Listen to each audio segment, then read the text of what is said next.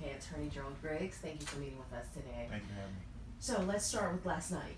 Did you watch the documentary? Definitely, I watched Surviving R. Kelly, and from what I've seen so far, it's very well put together. It's telling the stories of survivors, and it's delving deep into this harrowing story of R. Kelly and his alleged relationships with numerous women.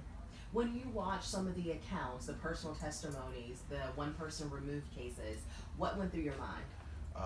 A lot of evidence, a lot of disturbing stories of what may have happened with these women and R. Kelly, and concern that there has not been more legal cases surrounding these allegations. Because if they prove to be true, there's some very serious criminal acts that were committed at the hands of Mr. Kelly, if they're true.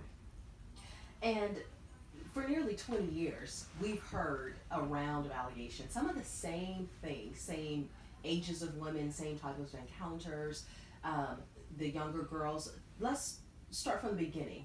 When are you aware of the first allegation surfacing? The first allegation I was made aware of was in the early 90s when there were allegations of Mr. Kelly frequenting a certain high school and frequenting a certain McDonald's and picking up women and going back to the studio.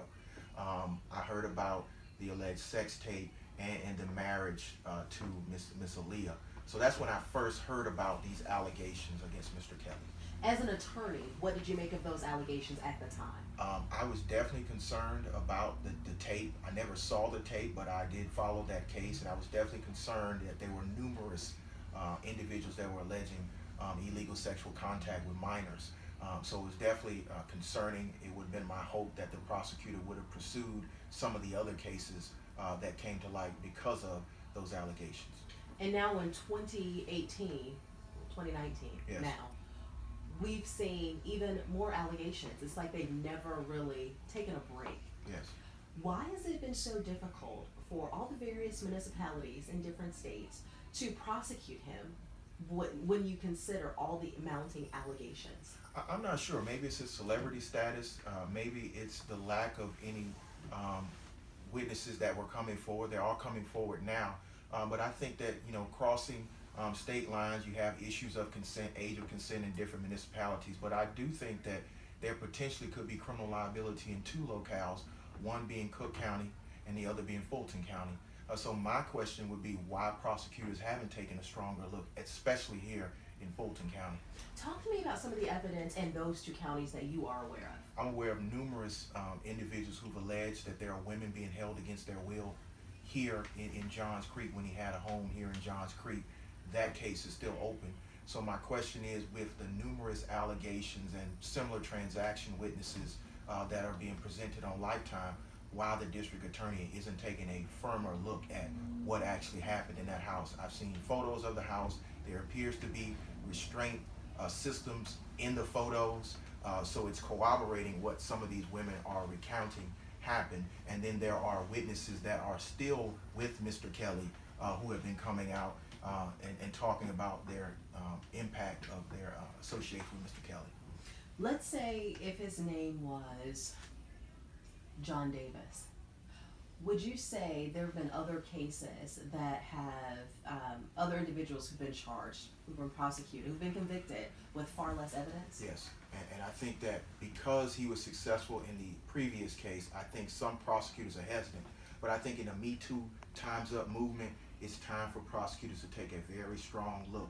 It's about presenting the evidence to a grand jury. I think based on what I saw last night and some of the information that I know that's coming up in the upcoming episodes, I think there's sufficient evidence to take this before a grand jury and actually having a day in court where we determine what the facts were, what actually happened, and some sort of justice in this case. Would you say it's negligent that hasn't been done? I want at least to be brought before a grand jury? I want to have full confidence in the abilities of prosecutors and the district attorney.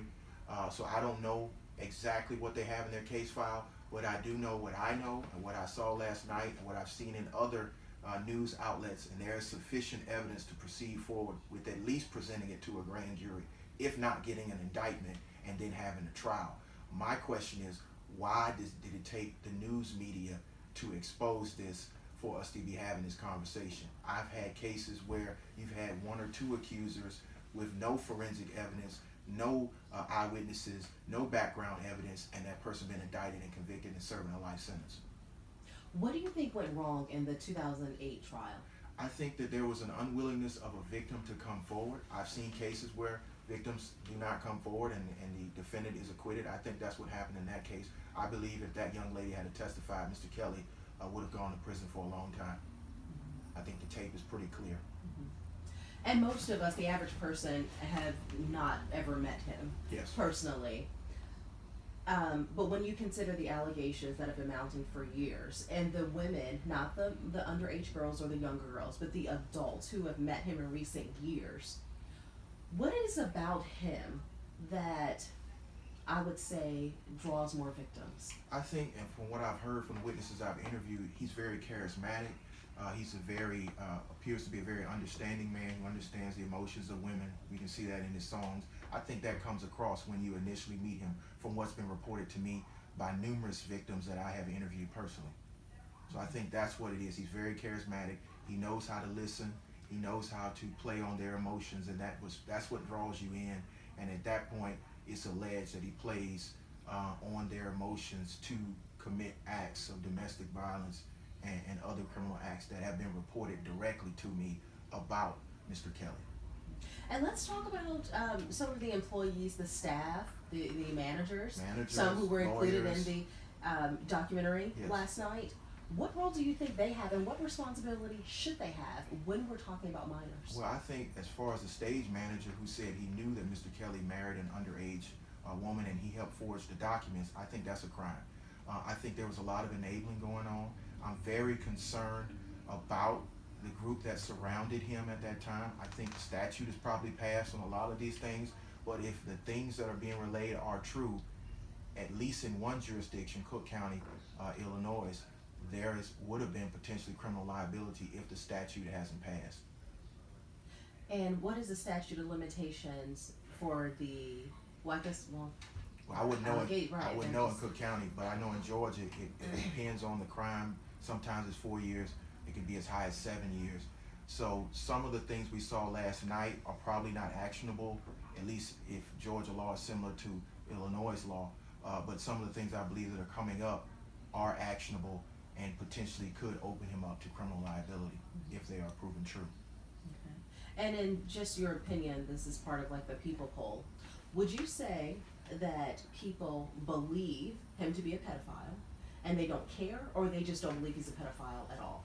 I think more people haven't received all the information yet. I think this particular package that Lifetime has put together has put everything in perspective, and I think more people's eyes are open. That's why I believe it was the #1 trending topic on Twitter, and people are really having this open conversation and dialogue, which needs to be had. So I don't really know if it's that people just don't care. I think it's they did not know the scope. They knew about the allegations with Aaliyah. They knew about the sex tape from the previous court case, but I don't think they knew from 2008 to 2019 what was continuing to go on. And I think that's what this Lifetime documentary is shedding light on. And let's see. You think there's people out there that also might not care about the details? They love his music so much that they can overlook some of those details. There are certain segments, and we see it on social media, that do not care one way or the other. They believe that his music speaks for itself and that you can separate the individual from the music. I'm of the belief, having been in the criminal justice business for 14 years, been a criminal defense attorney for 14 years, that you cannot separate this stuff. If it turns out to be true, the persona that he's created and the allegations being found true, then we have a serious sexual predator among our midst that needs to be addressed.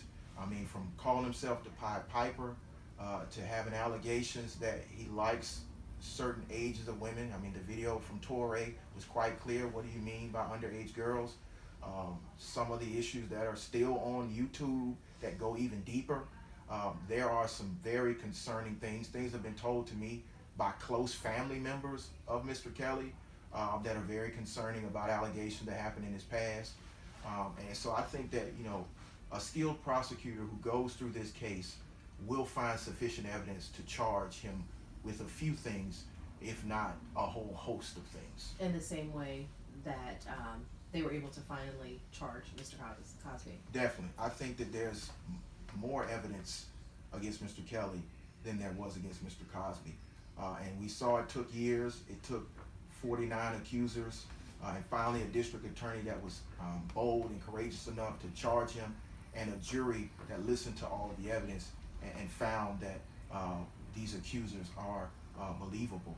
I think in Mr. Kelly's case, having spoken to many of the accusers, having spoken to many of the family members, having spoken to some of the staff, I think the evidence is there, especially with the similar transactions, which means the other cases that came from the past. Mm-hmm. As an attorney, what recourse do you have if the DA will not pursue charges? Well, at this point, we don't have a victim in this jurisdiction. We're hopeful that we can make contact with my client's daughter, get her safely evaluated, and if she details any other allegations, then we would have recourse. But at this point, we just want to make sure she's fine. We can have contact with her. It's been 2 years. We have not been able to have so much as a phone conversation, which goes back to the allegations of preventing people from having cell phones, preventing people from talking to other individuals and keeping them isolated, which are all detailed in the documentary, and other witnesses. So we just want to make contact. And I think once we make contact, we probably will have a strong case here in this jurisdiction should the district attorney not proceed, whether that's criminal cause of action or a civil, because in Georgia, all you need is a victim and $15 to go have a warrant application here. Okay, and this is a personal question, something I've been thinking about. When you look at other cult cases, whether it's in Texas or Utah with various religious groups, there's a time when authorities are able to step in and go check on children, check on women. How do those cases differ than this case, when you have parents, relatives who are very concerned? Yes. Well, you still have your Fourth Amendment rights. So when a wellness check is conducted, they can't just go on the property. They have to be have consent to go on the property. And this has happened several times in Mr. Kelly's case. He always has some sort of gatekeeper to keep the people off the property so they can't make contact with the alleged individual that's being supposedly held. So the police can only go so far without a warrant and without probable cause. And if you have certain gatekeepers or certain enablers preventing that, it's very difficult to get directly to the individual. My understanding is several individuals who have previously been in the house are now free and plan on talking. It will be interesting to hear from them directly what's actually still going on in the house, and that may allow us to have some actionable course of litigation. Okay. Anything else you think people should consider as they tweet and weigh in and give their opinions on this case, of things that they may not be aware of? I think that we need to understand that these are real individuals who have real impacted experiences. This is not just for entertainment. This is to raise awareness of what's happening in many communities. It just happens to be a celebrity. So when people are watching this, please remember these young ladies, it took a lot of courage to come forward. It took a lot of courage to tell your truth. And it's our hope that justice will come out of this, particularly for the Savages and their daughter who's still in the house. We would hope that the Fulton County District Attorney, who's probably going to be watching this, would reopen the case, would find sufficient evidence to charge, and we can get to the bottom of what happened in front of 12 citizens from Fulton County. Was the case closed or was it never pursued?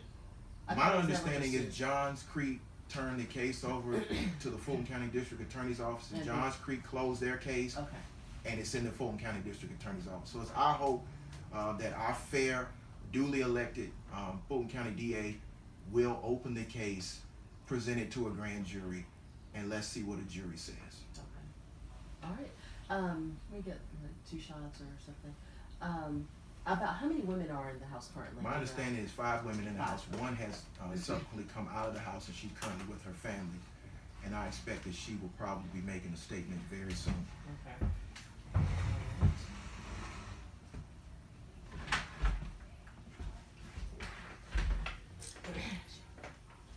Is it too far of a stretch to, if you read those details without applying a